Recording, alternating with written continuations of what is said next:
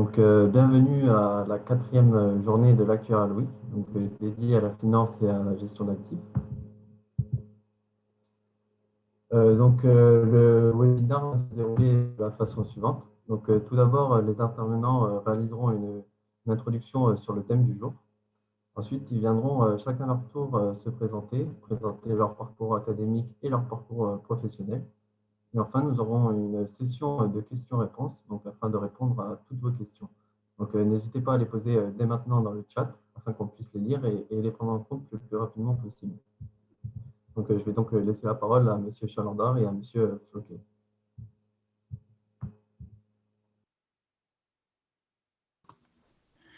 Oui, merci Martin. Merci aussi à toute l'équipe d'organisation de nous avoir invités à intervenir lors de ce webinaire. Nous sommes en effet trois actuaires actifs en finance avec Anne-Hélène Illich et Romaric Chalandard. Très heureux de vous parler ce soir. Nous allons vous en dire un peu plus sur nos parcours respectifs dans un instant. Mais en introduction, je crois que c'est important de souligner que la finance, au sens large, c'est un débouché important pour les étudiants en actuariat.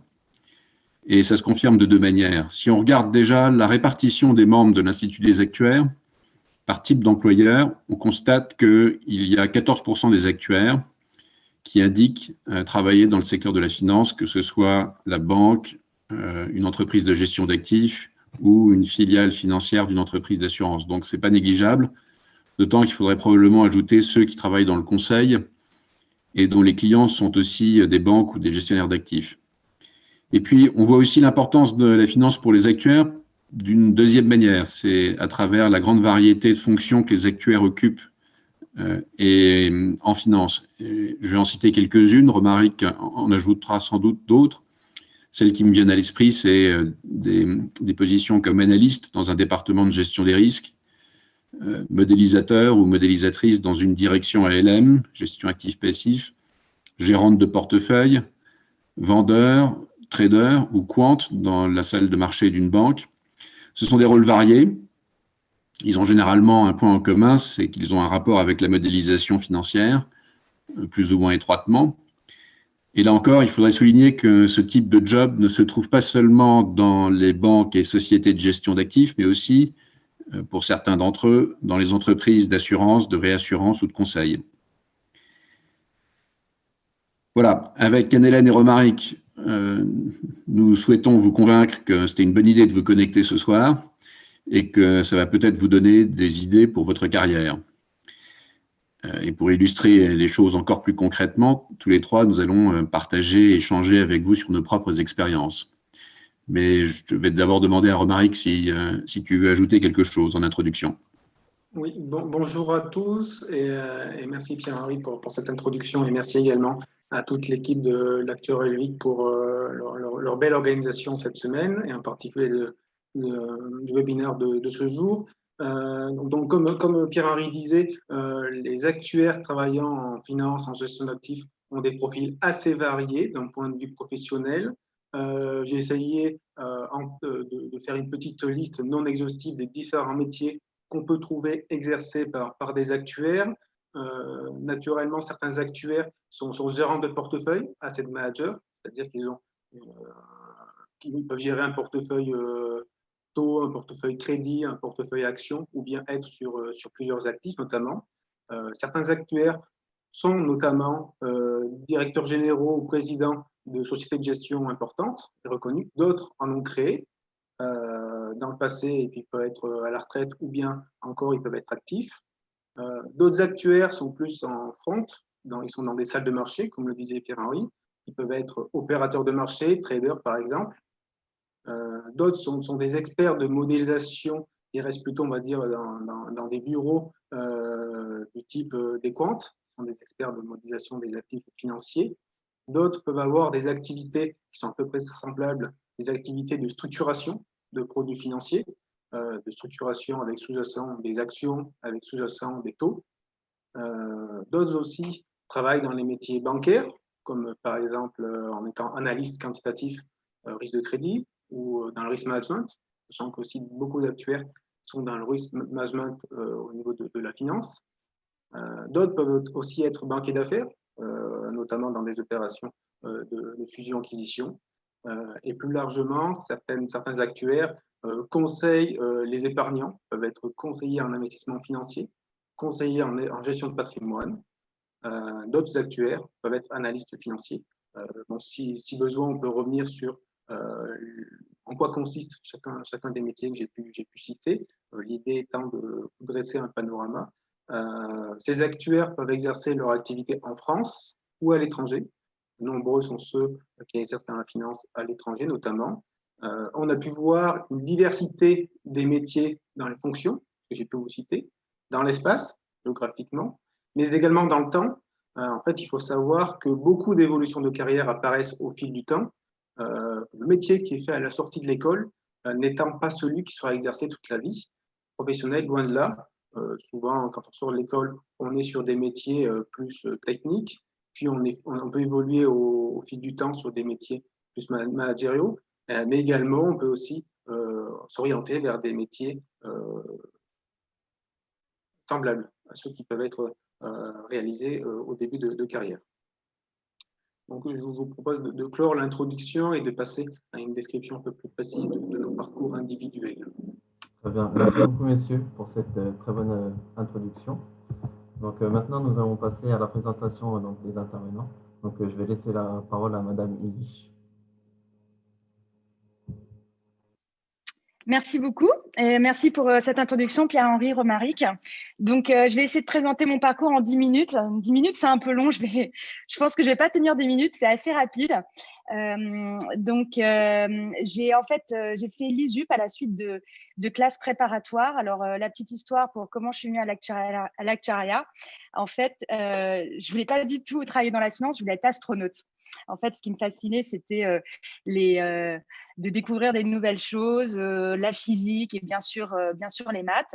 Et là, en classe prépa, je suis tombée sur un prof de maths qui m'a expliqué l'utilisation des modèles probabilistes pour les modèles actuariats, mais aussi pour la modélisation des actions. Et j'ai trouvé ça tout à fait fascinant de voir qu'on pouvait utiliser des modèles théoriques pour modéliser quelque chose de si concret que le prix des actions. Si vous suivez un petit peu le marché, vous avez peut-être entendu parler de la semaine dernière des épisodes de volatilité qu'il y a eu. Et il y a des phénomènes qui sont vraiment drivés par la psychologie des intervenants qu'on met en parallèle avec des modèles mathématiques. Donc, voilà pour la petite histoire, comment je suis tombée dans l'actuariat et dans la finance. Donc, en même temps que l'ISUP, j'ai fait le partenariat avec l'ESSEC durant 3 ans et j'ai fini donc l'ISUP en 2000 en faisant le DEA de probabilité de Madame El Karoui. Ensuite, à la fin de l'actuariat, c'était assez clair pour moi que je souhaitais travailler dans les métiers de la finance par rapport aux métiers de l'assurance ou au biostat, car en fait, j'étais pas mal attirée par le fait que la finance avance vraiment au rythme de l'économie et qu'il y a beaucoup de choses qui se créent pour les besoins des intervenants. Donc, en général, les métiers de la finance sont plutôt assez rapides dans les projets. Il y a beaucoup de choses qui se passent de manière instantanée. Et les choses qui se passent de manière le plus instantanée sont dans les salles de marché, ce qui correspondait pas mal à mon tempérament. Donc, j'ai postulé à plusieurs banques. J'ai assisté comme vous à des sessions, à des présentations. Au départ, on n'avait pas la chance d'avoir des Actuarial Week. Donc, c'était des présentations des banques où j'ai découvert les différents métiers de la banque qu'on peut classifier en général autour de 4 métiers. Les métiers autour du sales et trading sur la salle de marché, les activités de conseil, en général, on appelle ça la banque d'investissement ou M&A, les gens qui travaillent pour conseiller les entreprises dans leur financement, que ça soit en dette ou en equity. Il y a les métiers de la gestion d'actifs aussi, dans les grands groupes bancaires ou les grands groupes d'assurance, dont je pourrais vous parler plus en détail. Et enfin, les métiers de la gestion de patrimoine. je suis restée avec le même employeur qui est Goldman Sachs, comme ma fiche l'indique, depuis 20 ans. Et j'ai d'abord évolué dans des fonctions qui étaient en salle de marché, des fonctions de ce qu'on appelait sales et trading, en vente. Et en fait, ce qui était assez intéressant dans les banques, c'est qu'ils cherchent de manière constante des gens qui comprennent les problématiques des compagnies d'assurance et l'ALM. Donc, j'ai d'abord rejoint un groupe qui s'occupait de conseiller les assureurs sur toutes les problématiques de marché, toutes les thématiques d'investissement ou les thématiques de couverture, pour après plus généralement me spécialiser sur les produits de ce qu'on appelle de dette obligataire des entreprises. Et peu à peu, j'ai conseillé à la fois des hedge funds, des banques, des entreprises ou des entités quasi gouvernementales en Europe. J'ai passé une grande partie de ma carrière à l'étranger. Donc, j'ai cru voir, vous avez une session à la fin de la semaine sur les carrières à l'international. Mais si vous avez des questions, je serais ravie d'y répondre. Je connais surtout le milieu anglo-saxon. Et récemment, alors c'est assez rare, pour revenir à ce que disait Romaric, ce qui est fascinant dans les métiers de la finance, c'est qu'on peut faire beaucoup de choses et il y a une infinie de métiers et les gens changent assez souvent. C'est assez rare que les gens comme moi restent assez longtemps dans le même poste. Mais récemment, j'ai évolué plus vers la gestion de fortune que mentionnait Romaric, puisque je m'occupe de développer la gestion de fortune et la banque privée pour Goldman Sachs en France. Aujourd'hui, si vous regardez l'ensemble de la gestion de fortune de la banque privée, c'est des montants qui sont à peu près 4 fois supérieurs aux montants gérés par les hedge funds dans le monde. Et c'est un domaine qui demande pas mal à être disrupté puisque les offres sont assez traditionnelles. Donc, mes dirigeants m'ont fait confiance pour développer cette offre en France. Et pour conclure cette introduction, cette présentation qui était un peu plus longue que ce que je pensais, je dirais que j'ai beaucoup d'amitié personnelle pour tous les actuaires. J'en ai épousé un, j'en ai pris pour parrain un autre pour l'un de mes enfants. Et donc, je suis ravie de mettre à votre service le réseau des actuaires en finance que je peux connaître. J'ai aussi fait face à beaucoup certains de mes clients étaient asset managers ou banques et étaient eux-mêmes actuaires dans des activités qu'on appelle plutôt buy-side, puisqu'en général, mon activité est référée comme le sell-side. Et on est tous très fiers, après des carrières, d'être actuaires et on voit comment les métiers de gestion du risque sont tout à fait d'actualité pour le secteur financier. Voilà, je vais passer la parole à mes... Très bien. Merci beaucoup, Madame Lich, pour cette très belle présentation. Donc, je vais passer maintenant la parole à Monsieur Chalandard. Merci. Donc moi, je vais déjà commencer par mon activité actuelle, parce qu'en fait, c'est un petit peu la conséquence de tout mon parcours. Et puis, ça permet de passer le cadre. Donc moi, j'ai fondé récemment Kestom, qui est une start-up d'analyse financière spécialisée dans les assurances. L'idée étant en fait de proposer au grand public une analyse indépendante financière, mais également actuarielle, de la solidité financière des organismes d'assurance. Les organismes d'assurance qui soient petits, moyens ou gros, donc ça peut être la petite mutuelle du coin ou le grand groupe international. Et l'idée étant de vulgariser les opinions sur la solidité financière de chacun des assureurs qui intervient en France, auprès du grand public, mais également des intermédiaires en assurance, en attribuant à chaque assureur un nombre plus ou moins important de briques de confiance en les classifiant. Mais tout d'abord, après le baccalauréat, en fait, pour revenir sur mon parcours académique, j'étais passionné par les mathématiques, mais plutôt par les mathématiques appliquées que par la mathématique fondamentale. Donc, je suis parti assez naturellement dans un cursus qui me permettait de faire à la fois de l'économie et également des mathématiques à plein temps, on va dire, à savoir une licence de mathématiques appliquées. J'ai fait ça pendant 2 ans, puis j'ai rejoint l'ISFA pour en sortir diplômé en actuariat. C'était assez naturellement la continuité de mon parcours parce que l'ISFA offrait un parcours pluridisciplinaire. J'ai jamais voulu faire des maths pour faire des maths. J'ai toujours voulu faire des maths qui servent à quelque chose. Donc, à la fois, on pouvait voir de l'économie, on pouvait voir de la comptabilité, on pouvait voir de l'informatique, on pouvait voir du droit. Tout ça au service de l'assurance et de la finance. Une fois, mais du côté de mon parcours plus professionnel, j'ai débuté mon expérience dans l'assurance, dans le monde du courtage, par une alternance, dans le monde du courtage en santé-prévoyance, chez un grand courtier grossiste. Puis après, j'ai rejoint assez vite l'univers du monde du conseil, en me spécialisant très tôt sur la réglementation solvabilité 2, réglementation qui était alors en cours de finalisation. On était avant 2016 et du coup encore, on était sur des exercices pour se préparer à l'entrée en vigueur de Solvabilité 2. C'est plutôt une chance pour les jeunes actuaires de rentrer sur des nouveautés parce qu'entre guillemets, ils sont un petit peu à armes égales, entre guillemets. Avec des professionnels plus expérimentés, ils peuvent apprendre beaucoup plus vite et prendre des responsabilités plus rapidement. Dans le cadre de mon premier employeur, j'ai aussi souhaité avoir une formation continue qui touchait plutôt à la protection sociale. C'est pour cela que je suis également auditeur de l'IHEPS, l'IHEPS étant l'Institut des hautes études de protection sociale. Donc là, il y avait un cycle de formation qui portait sur les évolutions récentes de la société et ses impacts sur la protection sociale. Et donc là, c'était assez enrichissant parce que ça permettait aussi de sortir du carcan actuariel, on va dire, et de discuter avec des personnes issues d'horizons divers et s'intéressant à la protection sociale, sachant que l'assurance, par définition, est un acteur assez important du monde de la protection sociale, mais ce n'est pas le seul, loin s'en faut. Mais c'était du coup une approche complémentaire par rapport à mon métier et ça me permettait aussi de mieux comprendre le monde des assurances, notamment en santé-prévoyance.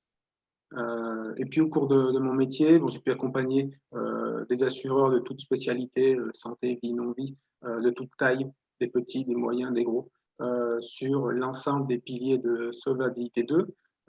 Solvabilité 2 régissant les assureurs. Si on regarde les trois piliers, en fait, on a une vision assez précise d'une société d'assurance dans son ensemble et pas uniquement focalisée sur l'aspect quantitatif. L'aspect quantitatif relevant du pilier 1, mais le pilier 2 et le pilier 3 pouvant traiter des aspects de gouvernance, des aspects de stratégie, avec l'ORSA, des aspects d'organisation, notamment avec les politiques écrites, des aspects de communication et de relations avec le contrôleur. Et puis après, je suis intervenu sur des missions aussi plus classiques, tarification de provisionnement, mais aussi des missions à visée de conseil stratégique. J'ai pu notamment réaliser des missions de due diligence dans le cadre d'opérations de rapprochement entre acteurs, mais aussi définir des politiques d'allocation d'actifs pour des assureurs de taille importante ou des assureurs plus petits. Donc ça permettait aussi de voir des sensibilités un peu différentes par rapport à la finance. Typiquement, on pouvait avoir des conseils d'administration qui étaient affiliés à certains syndicats qui pouvaient avoir certaines réticences vis-à-vis de certains actifs financiers. Et donc voilà, ça permet aussi d'enrichir sa vision en sortant de la partie juste quantitative et d'intégrer des notions plus politiques dans la vision de l'allocation d'actifs. Puis, j'ai aussi eu la chance d'animer pas mal de formations, notamment sur Solvabilité 2, sur le monde de l'assurance en règle générale, grâce aussi toujours à Solvabilité 2, qui a imposé des exigences de compétences notamment auprès des administrateurs, des managers, et donc ça m'a permis d'être en contact avec ce type de public qui peut avoir des fonctions assez importantes dans le monde de l'assurance en étant relativement jeune, d'un point de vue professionnel. Puis toujours cette volonté de formation, je l'ai poursuivie en étant depuis quelques années chargé d'enseignement à l'ISFA. J'y assure notamment des cours de comptabilité des assurances non-vie. Et puis aussi, je présente un petit peu le marché de l'assurance. Et puis, d'un point de vue professionnel, j'ajouterais aussi que l'aspect associatif, mais également important. Je suis assez investi dans la vie de la cité, notamment dans diverses associations, par exemple au sein de l'Institut des actuaires, mais également au sein d'un think tank d'économistes, nommé BSI Economics. Ça rejoint ma volonté de pluridisciplinarité et voilà, d'échanger avec des profils assez différents, mais complémentaires, avec pour objectif de vulgariser certains concepts financiers ou économiques. Et je fus également administrateur d'une association d'assurés, Alptis Entreprises, qui souscrit des contrats d'assurance santé, prévoyance pour plus de 40 000 personnes. Et donc, à travers toutes ces expériences, j'avais une vision assez bonne de comment quantifier la solidité financière, comment quantifier la solvabilité des assureurs, parce que solvabilité 2 via le pilier 1 et via le pilier 2 via l'ORSA s'intéresse aux risques pris par les assureurs, mais l'idée étant de s'intéresser aux risques réellement pris par les assureurs. Ce n'est pas forcément qu'une règle comptable qui n'a pas de sens d'un point de vue plus terrain. Donc, ça m'a permis de réfléchir à comment on va analyser la solidité financière d'un assureur. Et puis après, avec ma volonté de vulgariser certains concepts un peu plus compliqués auprès du grand public, je me suis naturellement tourné vers l'entrepreneuriat et vers la création d'un nouveau service auprès du grand public et auprès de certains acteurs spécifiques, avec pour volonté aussi de créer une entreprise, on va dire, du 21e siècle, c'est-à-dire avec une raison d'être, mais également avec un parti pris pour la transition écologique. D'un point de vue plus organisationnel, on m'avait posé la question quelle était ma journée type. J'aurais pu vous répondre il y a quelques années quand j'étais salarié. Maintenant que je suis plus salarié, je suis entrepreneur. On va dire qu'il n'y a pas trop de journées type.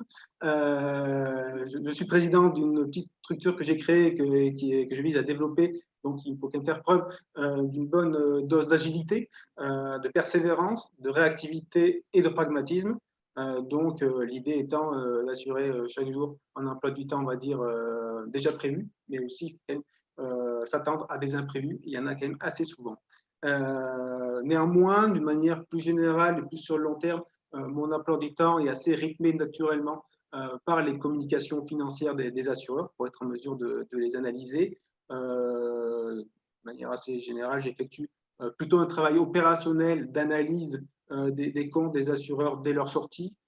Donc, ça peut être tous les trimestres pour les assureurs cotés qui publient leurs comptes, tous les semestres pour certains autres, et puis tous les ans pour tous les autres assureurs. Et ça intervient au printemps, on va dire, durant le printemps. Et puis, dans les périodes un peu plus creuses, j'en profite pour réfléchir sur les sujets plus stratégiques liés à l'entreprise. Donc là, je pense plus ma casquette de manière plus importante de chef d'entreprise. L'idée étant ensuite aussi d'être en mesure de les mettre en œuvre. Voilà, donc pour faire ça, je mélange assez quotidiennement un travail de dirigeant d'entreprise avec le métier opérationnel d'analyste financier. Et puis, on peut dire que le principal avantage de mon métier actuel est la liberté. Liberté d'orienter mes travaux sur les sujets qui me plaisent. Et de manière générale, je pense que lorsque notre vie professionnelle nous plaît, sur des sujets, sur des thématiques qui nous plaisent, on prend du plaisir, mais également on est plus performant. Et donc, à moyen long terme, c'est fructueux pour l'épanouissement de sa vie professionnelle et son avancement. Et puis, néanmoins, comme la création d'entreprise résulte aussi d'un choix personnel, un inconvénient pourrait être que vie personnelle et vie professionnelle se mélangent un petit peu et ne sont pas si scindés que ça. Voilà, j'en ai fini. Très bien, merci beaucoup Monsieur Chalandard pour cette très belle présentation. Donc maintenant, nous allons passer à la présentation de Monsieur Floquet. Merci Martin. Pour ma part, j'ai eu un parcours différent de ceux d'Anne-Hélène et de Romaric, sous plusieurs angles. D'abord, j'ai fait moins de maths qu'eux au début pour devenir actuaire, parce que je suis passé plutôt par une voie économique dans ma formation initiale. Et puis ensuite, parce que dans ma vie professionnelle, j'ai passé grosso modo 50-50 en termes de temps entre le secteur public, l'administration donc, et puis une banque. Avant d'y revenir, je vais vous dire quelques mots sur ma formation initiale. J'ai fait de l'économie à l'École normale supérieure jusqu'à un niveau de master, et puis des sciences politiques à l'IEP Paris. J'ai passé une agrégation de sciences économiques et sociales, et ça me destinait donc pas tellement à devenir actuaire, mais plutôt enseignant en économie. mais j'ai bifurqué vers l'administration économique en commençant à travailler au ministère des Finances, à la Direction générale du Trésor.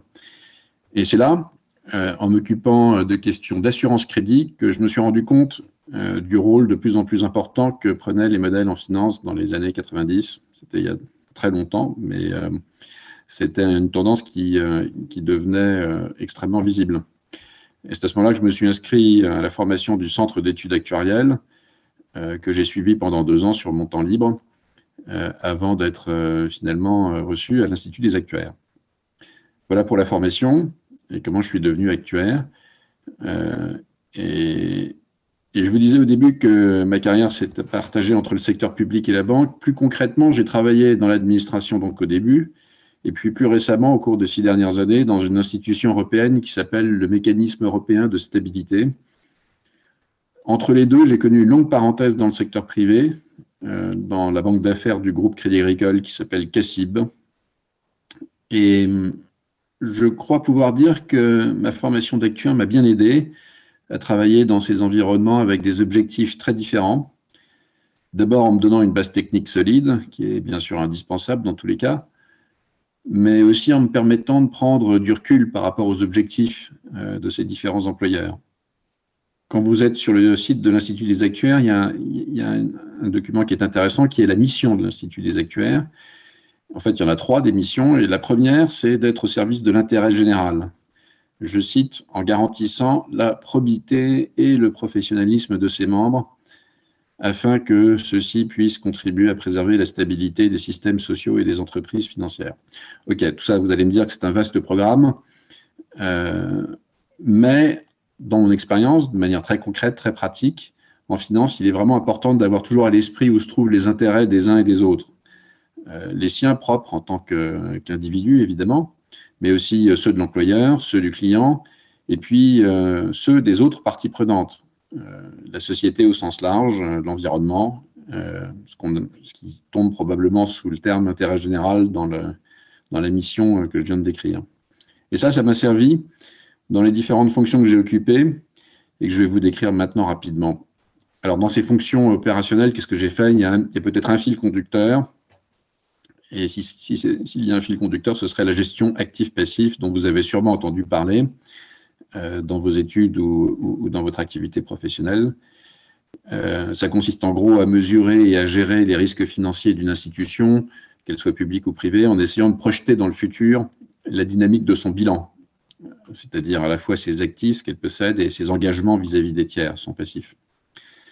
C'est un domaine que je trouve personnellement intéressant parce que c'est à la fois stratégique et technique. D'un côté, il ne faut pas se tromper de mesure, il faut donc avoir de bons outils de modélisation, mais ça ne s'arrête pas à la mesure, il faut aussi être capable de tirer les conséquences pratiques de l'analyse et prendre des décisions de gestion du risque qui peuvent être assez structurantes pour le business model de l'institution. Par exemple, en termes de sélection des risques, des lignes de produits, de tarification de ces produits, de gestion active du risque, par exemple par des opérations de réassurance ou sur les marchés financiers. Bref, il y a bien, en plus de l'analyse, il y a des aspects opérationnels, organisationnels, des opérations financières à exécuter aussi. Pour ma part, j'ai eu la chance de pratiquer les deux, l'analyse, la modélisation d'un côté, et puis la gestion active et les transactions de l'autre. D'abord dans le secteur public, donc, dans une agence du ministère des Finances qui s'appelle la CADES et qui gère la dette de la sécurité sociale, et puis plus récemment au Mécanisme européen de stabilité, qui est une espèce de banque publique européenne prêtant aux États de l'Union qui partagent l'euro comme monnaie commune. Dans le secteur privé, j'ai travaillé à la direction ALM de CACIB, où j'étais en charge d'équiper la banque avec un modèle de value at risk pour lui permettre de gérer globalement son exposition au risque de crédit, c'est-à-dire au risque de défaut de ses clients et de ses contreparties, avec des applications nombreuses, notamment dans la tarification des prêts aux clients, la couverture du risque en utilisant des instruments de marché comme la titrisation et les produits dérivés. Et puis, toujours au Crédit Agricole, après un passage dans la salle des marchés, j'ai continué dans la gestion active du bilan de la banque en cherchant à contenir l'impact négatif, à limiter les dégâts de la crise des subprimes dans laquelle la banque était significativement engagée. Aujourd'hui, j'ai quitté à la fois la banque et l'administration, mais pas la finance, puisque je travaille depuis quelques mois à un projet entrepreneurial dans le secteur financier. Et donc, je rejoins le club des actuaires entrepreneurs dont fait partie Romaric. Et comme Anne-Hélène et Romaric, je reste impliqué à l'Institut des actuaires, où nous sommes un groupe d'une petite vingtaine à travailler sur les sujets finance et gestion d'actifs, en nous réunissant une fois par mois. Ça s'appelle une commission technique. Ce n'est pas un nom très attirant, mais il y règne une excellente ambiance et je crois qu'on y a des discussions intéressantes. Et puis, il y a aussi un club des actuaires en finance qui nous permet de nous réunir quand les conditions sanitaires le permettent, de manière informelle et amicale, et de créer des liens conviviaux entre nous, ce qui est aussi très important, un aspect très important de notre engagement actuariel. Voilà, j'espère que nous avons réussi tous les trois à exciter votre curiosité et en tout cas, nous vous encourageons à rejoindre l'Institut des actuaires pour celles et ceux d'entre vous qui n'y sont pas déjà. Et puis, pourquoi pas, à participer un jour, à nous retrouver un jour ensemble pour participer aux travaux de la commission finance gestion d'actifs, si vos choix de carrière vous orientent dans ce domaine. Très bien, ben, merci beaucoup, M. Floquet, et merci à M. Chalandard et Mme Milich pour cette super présentation. Donc, maintenant, nous allons passer aux questions-réponses. Donc, n'hésitez pas à poster encore dans le chat vos questions. Nous répondrons encore en compte. Donc, la première question, c'est une question destinée à tout le monde, elle n'est pas ciblée. Donc, c'est concrètement, quelle est la différence entre analyste quantitatif, analyste financier et analyste actuariel dans le monde de la finance? Alors, je vais prendre celle-là, mais pendant que je réponds aux deux premières questions, j'avais une petite question à destination de la personne qui a posé la question. Oui. Ce n'est pas un jeu de répondre à une question par une autre question, mais c'est de savoir ce que la personne veut dire sur analyste actuariel. Parce que aucun des trois, entre Romaric, Pierre-Henri et moi, sommes familiers avec le nom analyste actuariel. Donc, je l'invite à poster dans le chat une description de sa demande. Analyste financier et quantitatif, typiquement, sont des termes utilisés à la fois en gestion et en banque pour des positions qui sont assez différentes. L'analyste quantitatif fera des modèles à partir de prix observables sur le marché ou de fonds. Donc, ça sera une analyse typiquement destinée à fournir des prix à partir d'observations. L'analyste financier, en général, c'est un terme qui est utilisé pour quelqu'un qui va étudier le bilan d'une société pour en déterminer une valeur de l'entreprise liée au prix des actions ou une valeur de la dette. Donc, l'analyse financière, en général, s'attachera plus à l'étude, par exemple, d'un secteur ou d'une société. Vous avez des analystes financiers, par exemple, qui étudient les sociétés d'énergie renouvelable ou des analystes financiers qui étudient le secteur du luxe. Donc, par exemple, qui vont étudier des entreprises comme L'Oréal ou comme Farfetch ou des sociétés qui doivent être introduites en bourse. Elles vont déterminer à l'analyse du bilan des actifs, du passif et de la dette une valeur théorique du prix de l'action, une valeur théorique du prix de la dette. Alors qu'un analyste quantitatif, ce sera typiquement quelqu'un soit en salle de marché, soit dans un asset manager ou un autre métier, qui va étudier une série de données et en déterminer, par exemple, des modèles de taux, des modèles d'équilibre de taux. Voilà. Très bien, merci beaucoup.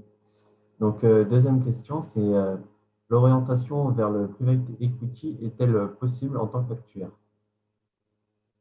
Pareil, il n'y a pas un intervenant précisé, donc tout le monde peut répondre.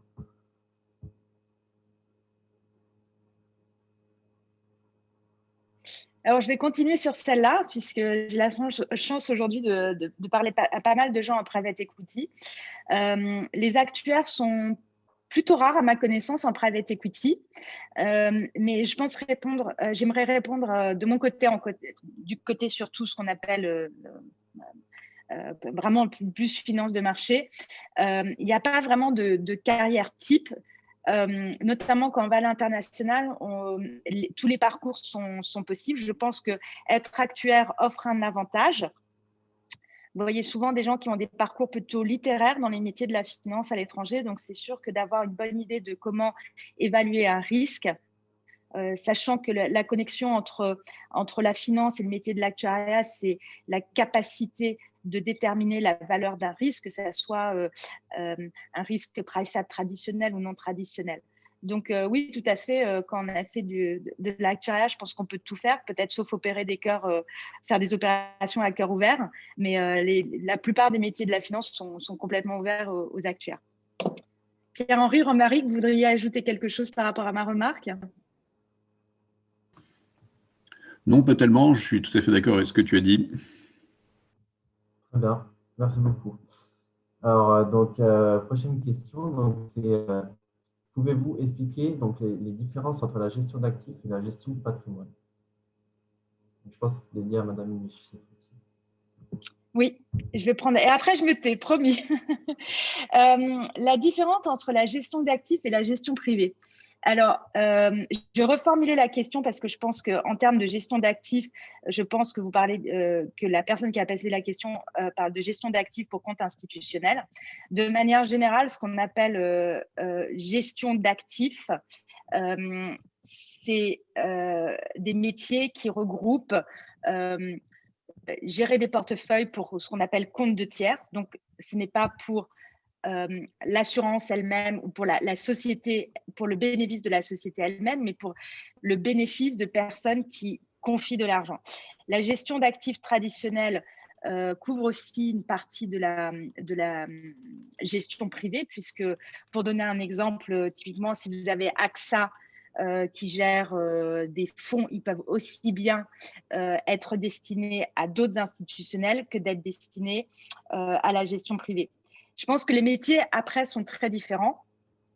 Pour avoir eu en client des gens qui étaient dans la gestion d'actifs et exercer aujourd'hui le métier de gestion privée, ce qui est assez différent, c'est qu'en gestion d'actifs, vous êtes souvent, comme c'est à des montants qui sont colossaux, si on prend par exemple quelqu'un comme Amundi en France qui gère pratiquement 2 trillions, je crois, souvent quand vous rejoignez ces entreprises, vous êtes très vite très spécialisé sur un petit pan de la gestion d'actifs, c'est-à-dire que vous avez la gestion d'actifs actions et la gestion d'actifs obligations, et à l'intérieur, vous vous retrouvez dans une sous-catégorie.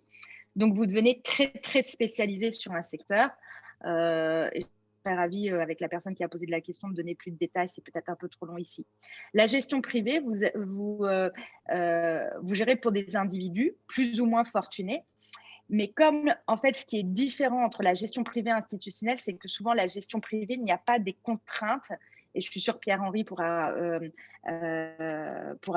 parler beaucoup mieux que moi là-dessus, mais il y a moins de contraintes de reporting en gestion privée, c'est-à-dire que l'horizon de temps est beaucoup plus long et vous pouvez avoir une gestion d'actifs qui est beaucoup plus diverse et beaucoup moins tenante aux contraintes du jour J du marché. Donc, la grande différence, c'est que les mandats sont beaucoup plus différents. Il y a une très grande variété de clients, très grande variété de sous-jacents, alors que la gestion institutionnelle, étant donné les montants en jeu, est beaucoup plus segmentée et découpée en spécialités. Bien, merci beaucoup. Donc là, c'est une question destinée à vous trois. Bon, je pense que pour Madame Mich, elle est évidente, la réponse, mais bon. Donc, la maîtrise de l'anglais est-elle primordiale pour un actuaire en finance? Donc, je pense que ça s'adresse à M. Fouquet et M. Chalambert. C'est pour Madame Mich. Je crois que la réponse peut être très brève. C'est oui. Ok. Pratiquement, dans la très grande majorité des cas. C'est pas vrai de manière universelle dans 100% des cas. Mais je dirais 95% des jobs que vous risquez de voir en finance nécessitent, ou 99% nécessitent une très bonne maîtrise de l'anglais. Oui, en particulier les notions techniques. Voilà, il y a des mots-clés à bien savoir, parce que c'est bien un langage mondial. Très bien, merci beaucoup. Donc, autre question, donc peut-on démarrer en ALM puis passer sur un poste en asset management ou c'est préférable d'effectuer un master spécialisé à la suite d'une école d'actuaire? Monsieur Floquet. Alors, je peux essayer de répondre à celle-là parce que j'ai pas mal fréquenté les départements LM, pas nécessairement des départements LM d'assureurs. Je pense qu'il y a, malgré tout, ce que je peux dire, c'est que je pense qu'il y a malgré tout des passerelles entre le métier de gérant ALM d'une compagnie d'assurance vie, par exemple, et le métier de gérant d'actifs, de gestionnaire d'actifs, de gestionnaire de portefeuille dans la filiale institutionnelle d'une compagnie d'assurance, par exemple, ou même dans un grand gérant, chez un grand gérant institutionnel indépendant d'une compagnie d'assurance. Pourquoi? Parce que c'est deux mondes qui se parlent en permanence. Grosso modo, le gérant ALM a un rôle important, il ou elle a un rôle important dans la définition de l'allocation du portefeuille d'actifs de l'entreprise en face de ses provisions mathématiques pour les engagements que la compagnie a pris vis-à-vis des titulaires de produits d'assurance vie. Mais de l'autre, il y a un dialogue constant entre la LM et puis la gestion d'actifs qui est chargée en pratique de l'exécution tactique, opérationnelle de ces décisions stratégiques d'allocation. Maintenant, les métiers sont assez différents malgré tout, parce que, en tout cas en compagnie d'assurance vie, dans les entreprises d'assurance vie, je pense, la fonction ALM n'est pas directement en prise avec le marché, alors qu'un gérant de portefeuille se trouve presque directement en contact avec le marché, même si ce n'est pas lui qui exécute les transactions directement, il ou elle est très proche du marché et doit suivre le marché en permanence. Donc, pour résumer, oui, des passerelles possibles. Est-ce qu'il faut passer nécessairement par un master spécialisé, c'est-à-dire recommencer une formation après avoir commencé à travailler dans un département LM? Je pense que ce n'est pas nécessaire, mais il peut y avoir besoin d'une formation complémentaire, peut-être pas diplômante à ce point, mais des formations professionnelles complémentaires qui seront demandées de toute façon pour passer de l'un à l'autre, pour pouvoir devenir actif dans le marché. Je ne sais pas si tu veux ajouter quelque chose, Romaric ou Annalane. Pour compléter les propos de Pierre-Henri, je pense que ça fait aussi la jointure avec une question sur le passage d'un métier en assurance non-vie vers la finance. Je pense qu'une fois qu'on a commencé son activité professionnelle et qui plus est qu'on a quelques années d'expérience, si jamais on change, entre guillemets, complètement de secteur d'activité, assurance non-vie, ALM, finance, voilà, on va perdre, entre guillemets, l'expérience qu'on a pu acquérir. Donc, moi, je pense que une des bonnes solutions pour pouvoir migrer vers un nouveau secteur d'activité, c'est plutôt de favoriser les mobilités internes sur des groupes qui peuvent avoir les deux métiers. Et comme ça, en plus, vous pouvez avoir derrière un accompagnement en termes de formation et ne pas forcément perdre toute l'expérience, on va dire, que vous avez pu acquérir au fil des ans au sein de vos différentes expériences professionnelles. Et puis aussi, ça peut s'acquérir via des fonctions plus managériales. Très bien, merci beaucoup. Donc, question pour Madame Illich. Donc, pourriez-vous définir les métiers auxquels on peut prétendre avec une formation d'actuaire et de business, donc avec les SEC, au sein des banques comme Goldman Sachs? Merci. Facile, tous. Comme tous? Ah, ben, très bien. Parfait. Bon, ben, question suivante alors. Donc, question pour Monsieur Chalandard. Donc, pourquoi avoir lancé sa propre entreprise et quels sont les avantages et inconvénients d'être auto-entrepreneur, enfin d'être à son compte? Et donc, question aussi destinée à Monsieur Floquet, vu qu'il vient de se lancer récemment. Pourquoi avoir créé sa propre entreprise? Déjà, c'est quand même intéressant d'essayer de créer quelque chose de soi-même, mais ce n'était pas forcément l'objectif initial. C'était plutôt un constat sur le fait que la solution que je voulais développer en termes de vulgarisation d'analyse sur la solidité financière des assureurs n'existait pas. Donc, il n'y avait pas d'entreprise qui propose ce jour en France ce type de service. Donc, déjà, bon, c'était compliqué d'aller chercher, de postuler un poste de ce type, d'une part. D'autre part, j'aurais pu faire éventuellement ce métier dans le cadre de mes expériences professionnelles passées en développant une branche d'activité. Mais après, il peut toujours y avoir un problème de conflit d'intérêt entre une société de conseil qui va être rémunérée par des assureurs et le fait d'avoir une opinion sur la solidité financière de ces assureurs, même si jamais ce n'était pas la volonté, mais il y a toujours des suspicions de conflit d'intérêt. Donc, le plus simple était de créer une entreprise ex Stylo et du coup, de se lancer à 100% dans le projet, voilà, sans contrainte et de telle sorte à pouvoir modeler le projet en toute liberté. Les principaux avantages sont que au quotidien, l'idée c'est d'arriver à atteindre un objectif que je me suis fixé moi-même, pas dépendant de personnes extérieures. Et un des inconvénients, c'est que du coup derrière, il faut un peu tout gérer, même si ça donne une vision pluridisciplinaire au métier. C'est pas forcément que de l'analyse quantitative. Je fais également de la comptabilité, de l'informatique, etc. Mais ça demande du temps. Très bien. Merci beaucoup. Donc la question générale, donc si on souhaite s'orienter vers des métiers de quant ou structureur en front office, quelle offre de stage viser, sachant que nous sommes en école d'actuariat? J'ai été moi-même structureur dans une banque.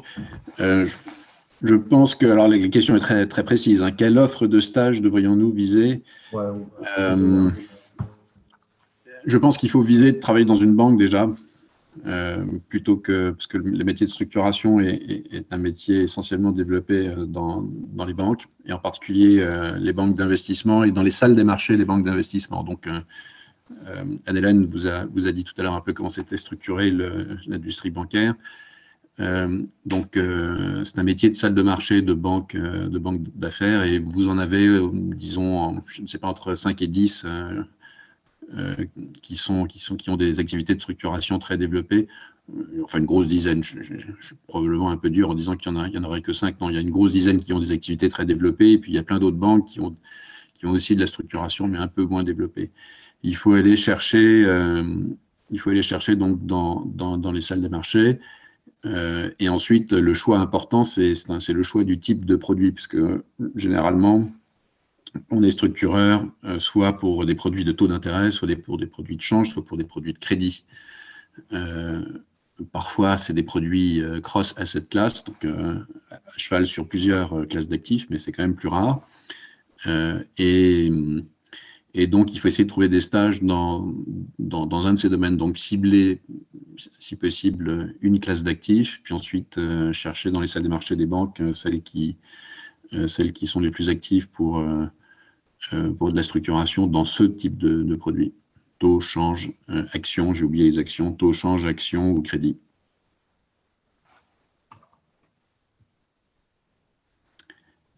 J'espère avoir répondu à la question. Là, je crois que vous êtes, Martin.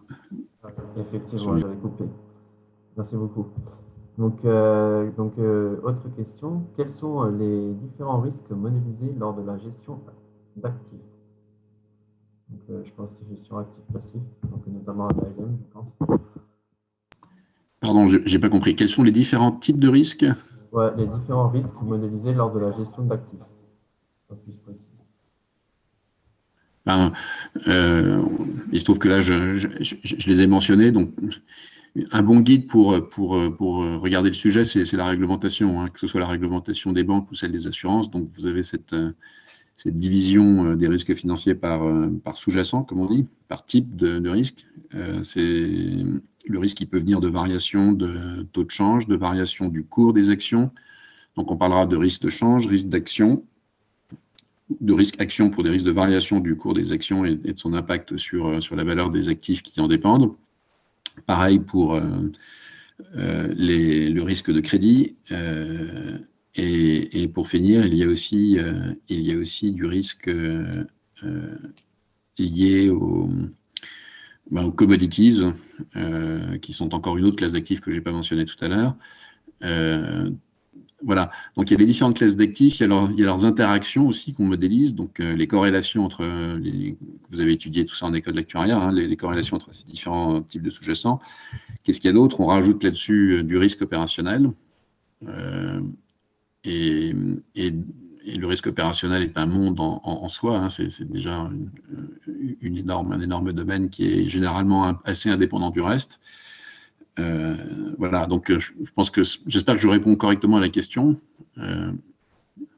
mais c'est ça les grands types de risques qu'on doit couvrir quand on regarde un portefeuille d'actifs d'une institution financière. Et après, on peut avoir aussi le risque de liquidité, qui peut Oui, être absolument. assez important dans des périodes stressées. Merci de le rappeler parce que j'aurais dû le faire, surtout que j'ai travaillé dans la LM d'une banque, donc les assureurs sont moins directement impactés par ce risque de liquidité, mais les banquiers sont très impactés par le fait que leurs actifs, dans certaines configurations de marché, ils ne peuvent pas les vendre parce qu'il n'y a plus de marché. Et dans ces cas-là, ça peut les mettre tout de suite dans des situations extrêmement difficiles, comme par exemple, ça a été le cas pour Lehman Brothers, c'était la cause de nombreuses faillites bancaires en 2007-2008, dont celle de Lehman. Très bien, merci beaucoup. Donc, question pour Madame Illich. Donc, est-ce que votre formation en actuariat aurait suffi pour faire votre carrière dans la finance? Attendez, j'ai pas bien compris. Est-ce que ma formation en actuariat m'a suffi? Ouais, si vous n'aviez pas fait le double diplôme avec l'ESSEC, par exemple.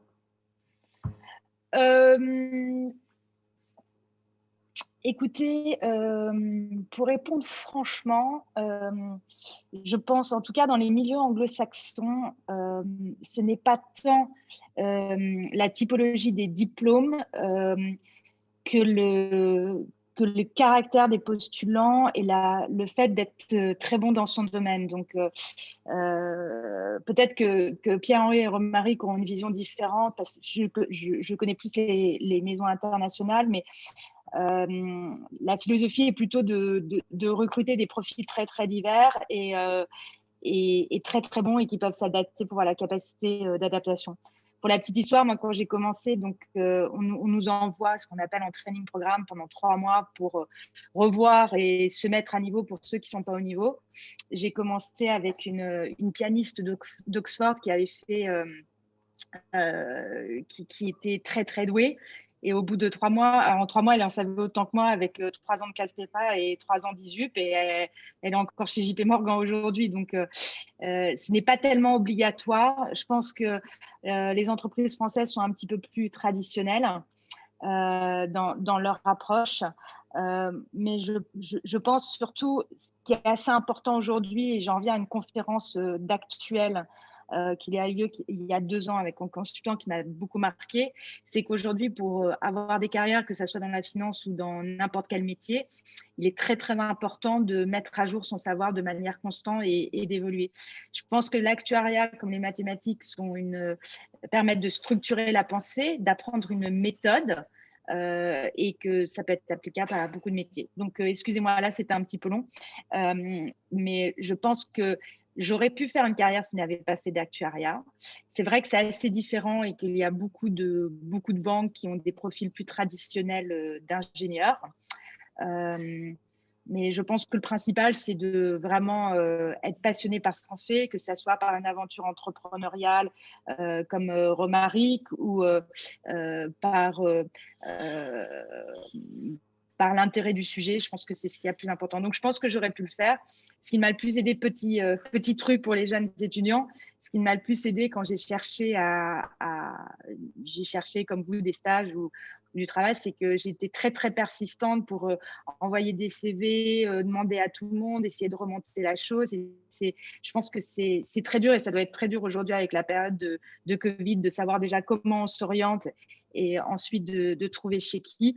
Mais la persistance de manière générale paie et surtout le fait d'essayer de connecter les choses et les gens. Donc, je pense que ça, c'est le principal. Moi, personnellement, je me suis beaucoup occupée du recrutement. Je suis responsable, par exemple, pour le Women Network à Paris. Mais ce qui est très important quand je regarde des profils, c'est plus la façon de réfléchir des gens.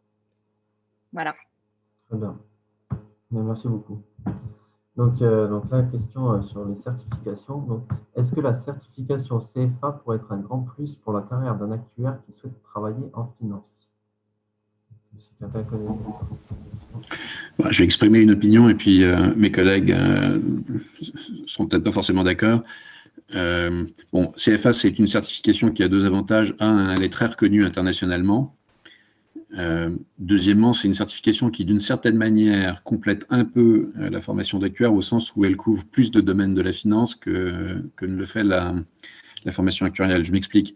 Via le CFA, on étudie typiquement des aspects qui sont des aspects dits de corporate finance sur la lecture des comptes des entreprises et leur valorisation, comment on les utilise pour arriver à valoriser des entreprises, ce qui utilise des techniques à mi-chemin entre la comptabilité analytique, la valorisation et la théorie de la valorisation des entreprises en corporate finance. Et il y a un certain nombre de métiers au sein de la finance où c'est vrai que c'est bien les métiers de la corporate finance, donc le prêt aux entreprises, le M&A, le venture capital, le capital risque sont des domaines dans lesquels un CFA peut être tout à fait utile et une formation d'analyste financier peut être utile. Peut être utile aussi tout simplement quand on veut faire le métier d'analyste financier à proprement parler, donc ce que fait Romaric. Et donc là, je vais te céder la parole, Romaric. Oui, oui, tout à fait. Moi, je suis spécialisé sur la partie assurance, donc c'est un milieu que je connaissais bien de par mes expériences passées, donc j'ai pas forcément passé la certification citée, mais c'est parce qu'aussi je suis spécialisé sur un domaine en particulier avec des clés de lecture qui peuvent être un peu différentes de l'industrie agroalimentaire ou de l'industrie automobile, etc. Mais je pense que c'est pour être analyste financier sur plusieurs domaines d'activité, c'est un bon plus. Très bien, merci beaucoup. Donc, autre question. Donc, comment un ingénieur en machine learning peut-il travailler en finance?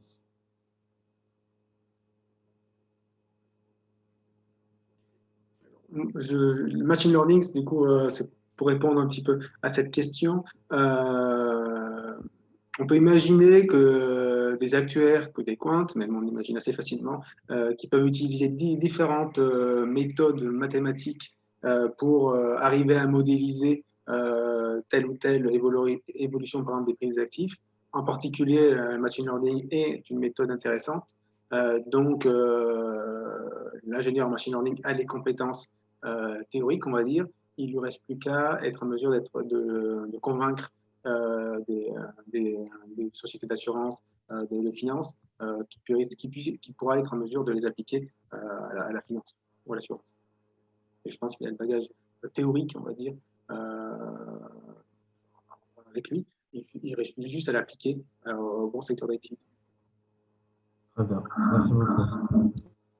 Donc, autre question, est-il utile de faire, donc question sur la formation, est-il utile de faire un master spécialisé en école de commerce après une formation d'actuaire pour se diriger vers la finance quantitative?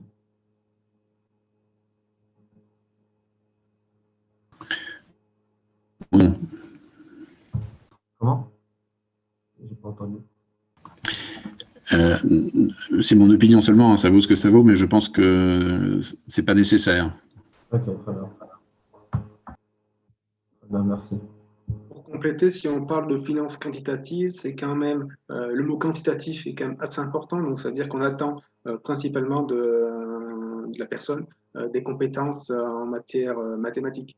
Et pour moi, c'est plus le propre des écoles d'ingénieurs que des écoles de commerce. Très bien. Merci beaucoup.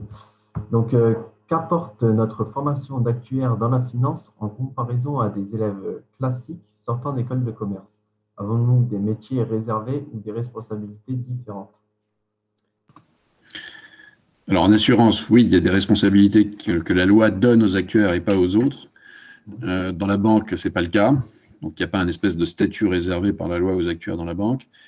Maintenant, au-delà de ces côtés statutaires, légaux, il y a, à mon avis, plusieurs éléments importants. Un, l'actuariat donne un fondement en modélisation, en application des mathématiques à la finance qui est, à mon avis, plus nettement plus poussée que ce que propose un diplôme d'école de commerce. Parce que c'est bien ça la question, hein, on compare ça avec un diplôme d'école de commerce. Donc, premièrement. Deuxièmement, le titre, le fait de devenir membre de l'Institut des actuaires, c'est quand même quelque chose qui a de la valeur. D'abord parce que c'est un réseau de relations important au sein de la profession, où on peut se dire des choses entre professionnels de manière tout à fait libre, indépendamment du fait qu'on soit employé de telle ou telle société. Et on y tisse aussi des liens personnels importants qui parfois nous aident beaucoup dans la vie. Et puis troisièmement, c'est aussi un code de déontologie. Ça, il faut le souligner. Il y a un code de déontologie. Quand on est actuaire, on est aussi responsable de ne pas faire n'importe quoi en termes d'utilisation de son expertise. On n'est pas censé truquer des modèles pour faire plaisir à sa hiérarchie ou même à son client. On est censé être responsable vis-à-vis de l'ensemble des actuaires, de la communauté des actuaires. Et ça, c'est un aspect qui peut être très important quand la pression monte. Parce que c'est pas de la théorie ce que je raconte. Il y a aussi des situations dans la vie professionnelle où ce type de pression peut être exercé. Être actuaire et membre de l'Institut des actuaires, c'est aussi une certaine manière de se protéger soi-même, d'être capable de se protéger soi-même contre ce type de pression. Pour compléter les propos de Pierre-Henri, je voulais juste rappeler qu'historiquement, les actuaires, et notamment je sais, ceux de l'ISFA, je connais un peu plus, étaient assez présents et sont toujours assez présents dans le monde de la gestion obligataire. Donc voilà, quand on parlait de métier réservé, ce n'est pas un métier réservé, mais historiquement, on a pas mal d'actuaires dans ce monde-là. Ok, très bien. Du coup, je vais vous poser 2 dernières questions et je pense que ça sera bon. Donc, y a-t-il des entreprises en France qui plébiscitent, enfin, en gros, qui favorisent les actuaires dans le secteur de la finance?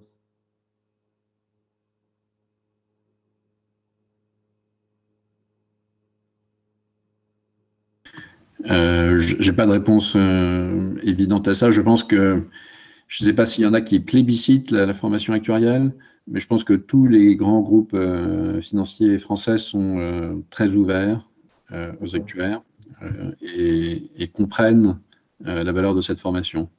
Maintenant, est-ce que ça vaut une garantie de trouver le job de vos rêves dans chacun des groupes? Non, il n'y a pas de garantie, mais c'est clairement un grand plus.